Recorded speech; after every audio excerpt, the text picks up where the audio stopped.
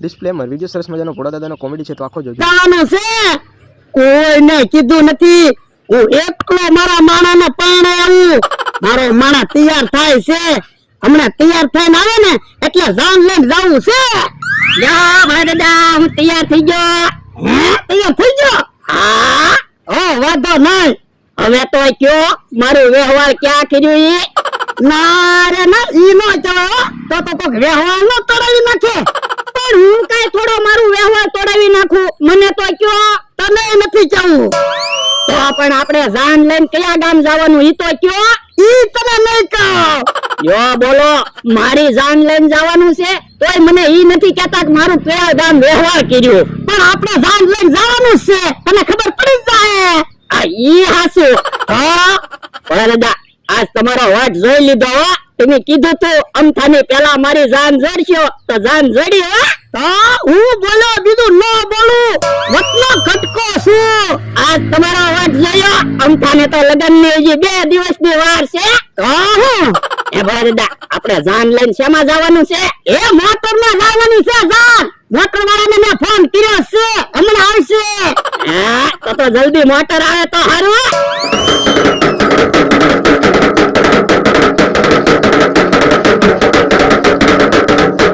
અહીંયા ડિસ્કો કરે આમ કામ કેટલું છે? પણ લગન છે તો ડિસ્કો તો કરવા જ જવે ને.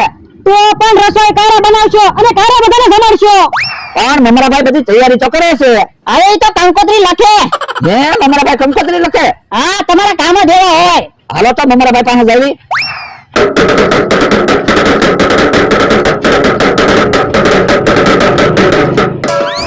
મારા હગાને તો બધાને કંકોત્રી લખી નાખી. એ ઈ ભલે આવીને બધા જમતા.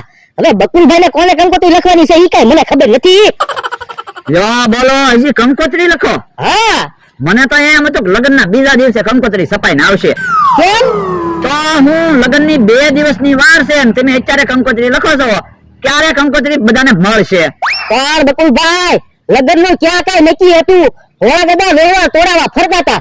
મેં કીધું વ્યવહાર પાકું થાય ને પછી કંકોત્રી છપાવી. નકર કંકોત્રી બધી ફેલ જાય. ઈ હાસું તો પણ હવે બધાને કંકોત્રી પોગાડશું કેમ 2 દિવસમાં? એની ચિંતા તમે હું કામ કરો?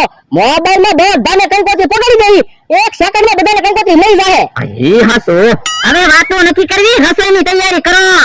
ઈ હાસું યો તમે ગુવાર હારો કરી નાખો. હે લગનમાં ગુવારનું શાક રાખવાનું છે? હા ગુવારનું શાક ને લાડવા એને ખાવાની મજા આવી જશે. લાડવા અને ગુવારનું શાક બધા કેમ ખાશે? હવે ઈ તો જે જમવા આવે એને વિચારવાનું કેમ ખાવું ઈ. લે બોલ કે હા આવડાને ક્યાં પૈસા દેવાના હતા? હારું શાકભાજી લવાય ને. આવડા સસ્તી વસ્તુ લાવશે અને અમથા પાસેથી જાજા પૈસા લેહે.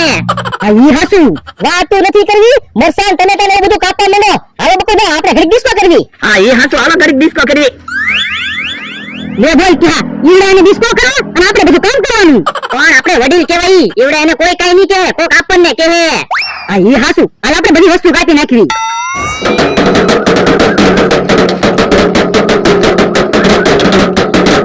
બોલો તમે બે ડિસ્કો કરવા આવ્યા. તમે બધી તૈયારી કોણ કરશે? પણ અમથાભાઈ તમે હુકામ ટેન્શન લ્યો. વ્યવહાર અમારી પાસે છે. બધું ટાઈમે થઈ જાય. તો વાંધો નહીં વગાડો આપણે. ક્યાં દરબરિયા વાળા ભાઈ ને ભોટ દે એની વાડી દરબરી વગાડવા લઈ ગયા. પણ એની વાડીએ ક્યાં કોઈના લગન છે? ભોળા દાદાના માણસના લગન છે. પણ અહીંયા ભોળાના માણસનું ક્યાં વ્યવહાર છું? વ્યવહારની ક્યાં વાત કરો? જાન લઈને વિયા ગયા. ક્યાં આપણને તો કીધું નહીં. આ ઈ વાસું તમને હું અમને નથી કીધું ને. હે મોટર તો નહીં.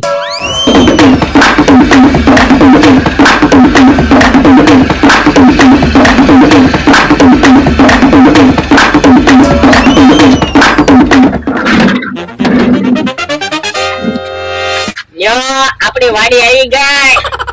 તમે જો મારી જાન પરણીને આવી ગઈ. ઈ તો ભોળા દાદાએ કોઈને ખબર ન પડવા દીધી ને એટલે નકર તો કોક મારું વ્યવહાર તોડાવી નાખે. હાલો હવે આપણા ઘરે.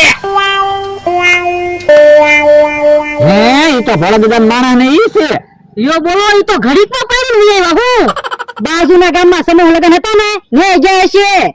આઈ હાસુ બોલ જમરો. ભોળે વ્યવહારની નો ખબર પડવા દીધી અને લગનની નો ખબર પડવા દીધી. પણ ભોળા દાદા આપણને કહેતા હતા ને અમથાના લગન પેલા મારા માણસની જાન જોડીશ. ભોળા દાદા બોલ્યા ને ઈ એને પાણી બતાવ્યું હો. જો આ આપણું ઘર છે, આપણે અહીંયા રહેવાનું અને 500 વીઘા જમીન છે, આપણે ક્યાંય દાડીએ નથી જવાનું. તમારે રસોઈ બનાવવાની અને મારે વાડીનું કામ કરવાનું. તમને રસોઈ બનાવતા આવડે ને? કાંઈ વાંધો નહીં, મને રસોઈ બનાવતા આવડે, હું રસોઈ બનાવી નાખીશ. તમને વાડીનું કામ આવડે? એ હારું, તો હું વાડીનું કામ કરી નાખીશ. હવે આ ચોખા ભરેલો ગ્લાસ છે ને ઈ પગથી ઢોળી નાખો. હાલો હવે બધાને પગે લાગતા આવી. હે ભોળા દાદાનો માણસ તો આપણને મળવા આવતો લાગે. એ તો પૈસા આપવા પડશે.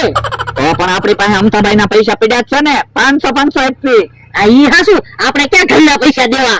અમને તો પૈસા આપો, તમે તમારા પૈસા આપજો તો અમે અમથાને કહી દેવું હો.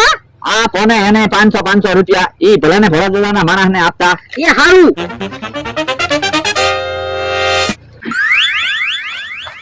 એ બધા અહીંયા જ છે ને? લે બોલ, તું પરણીને વ્યાયો, અમને ખબર ન પડવા દીધી.